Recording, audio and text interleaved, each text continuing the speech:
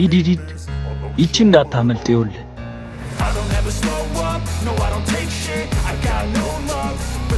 ምን ልታዘዝ?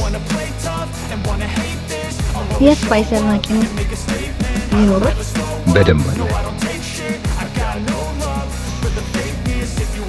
አቃጥላለሁ።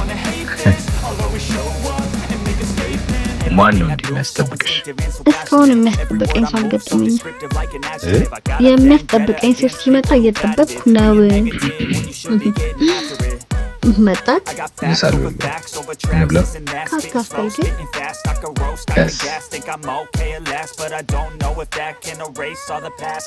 መጣ ቁልፍ ረሳ። እዚህ ጠብቂ ዳጊ፣ መኪና አለ ዛሬ ብቻ። እሳትና ጭድ ተገናኛችኋ? ይኸውልህ ካቆሸሽክ ግን ራስን የምታሳጥበው እሱ ያሳስበው። ኤምኤንጂ ፖሊሽ አለልኝ በአይነቱ ልዩ የሆነ መኪና ዳሽቦርድ ቅባት።